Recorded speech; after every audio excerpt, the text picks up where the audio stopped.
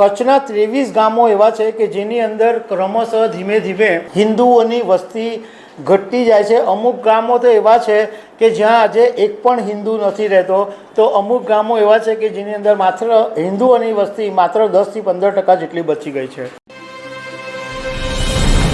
નમસ્કાર। કચ્છમાંથી એક ચોંકાવનારો રિપોર્ટ સામે આવ્યો છે, જેની અંદર એવું કહેવામાં આવ્યું છે કે કચ્છના લગભગ 23 ગામો છે, એની અંદર જે હિન્દુઓની વસ્તી હતી એમાં જબરજસ્ત ઘટાડો આવી રહ્યો છે અને એને કારણે સરહદની સુરક્ષા છે એમાં પણ જોખમાય એવી સ્થિતિ ઊભી થઈ ગઈ છે। આ બાબતે પ્રધાનમંત્રી નરેન્દ્ર મોદીને ઘણા બધા સંગઠનોએ પત્રો પણ લખ્યા છે।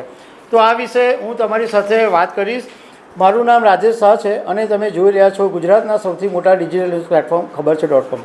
કચ્છનો વિસ્તાર એવો છે કે જ્યાંથી એકદમ નજીક પાકિસ્તાનની બોર્ડર શરૂ થાય છે અને બોર્ડરનો એક ખાસો એવો મોટો વિસ્તાર છે અને આ કચ્છના 23 ગામો એવા છે કે જેની અંદર ક્રમશઃ ધીમે ધીમે હિન્દુઓની વસ્તી ઘટતી જાય છે। અમુક ગામો તો એવા છે કે જ્યાં આજે એક પણ હિન્દુ નથી રહેતો, તો અમુક ગામો એવા છે કે જેની અંદર માત્ર હિન્દુઓની વસ્તી માત્ર 10 થી 15% જેટલી બચી ગઈ છે। 6 ગામ એવા છે કે જ્યાં આજે હિન્દુઓની એક પણ વસ્તી નથી, એક પણ હિન્દુ ત્યાં રહેતો નથી।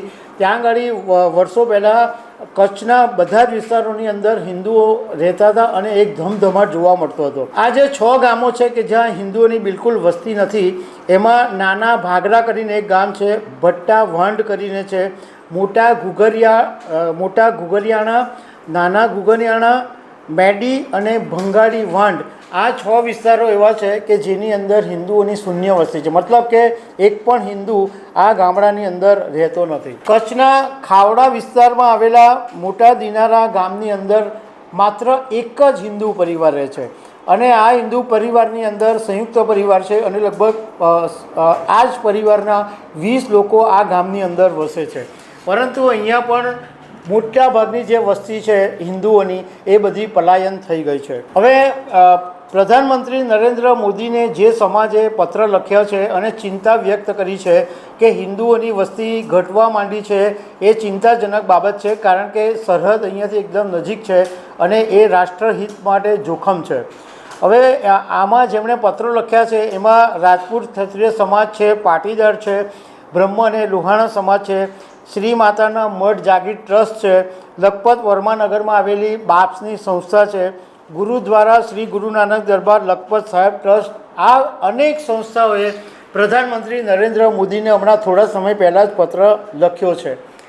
હવે આમ તો કચ્છના જે ગામડાઓ છે એમાંથી હિન્દુઓ પલાયન થઈ રહેવા માટેના ઘણા બધા કારણો છે, પરંતુ ગામના જે સ્થાનિક લોકો છે એમનું કહેવું એમ છે કે 2 કારણો મુખ્ય છે। એક કારણ એ છે કે ગામમાં રહેવાને કારણે યુવક કે યુવતીઓના લગ્ન થતા નથી। ગામડામાં હવે કોઈ છોકરીઓ આવવા તૈયાર નથી થતી, તો એને કારણે હવે બધા લોકો ગામ છોડીને બીજે જવા જઈ રહ્યા છે।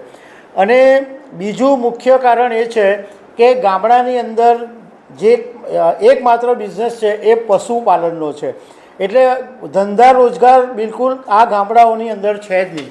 એટલા માટે પણ બધા લોકો હવે આ ગામડા છોડીને શહેર તરફ ભાગવા માંડ્યા છે અને ત્યાં એમને ધંધા રોજગાર મળી જાય છે, એટલે બધા લોકો જઈ રહ્યા છે। કચ્છનું લખપત છે એ એક સમયે એટલું બધું ધમધમતું હતું અને આજે ત્યાં ગાડી તમે જુઓ તો ઘણા બધા ઘરોની અંદર તાળા લટકેલા છે અને હિન્દુઓની વસ્તી એકદમ નહીવત જેવી થઈ ગઈ છે। સુથરી ગામ છે, ત્યાં પણ અત્યારે 10 થી 15% જેટલી હિન્દુઓની વસ્તી બચી છે। મુખ્ય કારણ જે કીધું તે કે અહીંયા આગળ ધંધા રોજગાર નથી અને હવે જે નવી પેઢી છે એને ગામડામાં રહેવું પણ નથી, એટલે બધા ગામ છોડીને શહેર તરફ જઈ રહ્યા છે। હવે ગામના લોકોની ચિંતા એ છે કે આખો જ આ બોર્ડર વિસ્તાર છે એ ખાલી થાય તો અહીંયા ઘૂસણખોરી પાકિસ્તાન માટે બહુ ઇઝી થઈ જાય, કારણ કે એટલો મોટો વિસ્તાર છે, એટલે અહીંયાથી જો હિન્દુ વસ્તી હોય તો કમસે કમ ડર રહે, પણ અત્યારે જો ખાલી થઈ જાય તો આ એક મોટો પ્રોબ્લેમ છે અને દેશની જે સુરક્ષા જોખમાય એવું પણ એક મોટો ડર છે એવો આ સંસ્થાઓએ ભય વ્યક્ત કરેલો છે. તો દર્શક મિત્રો, આવી અનેક વાતો સાથે અમે તમને મળતા રહીશું. Thank you very much.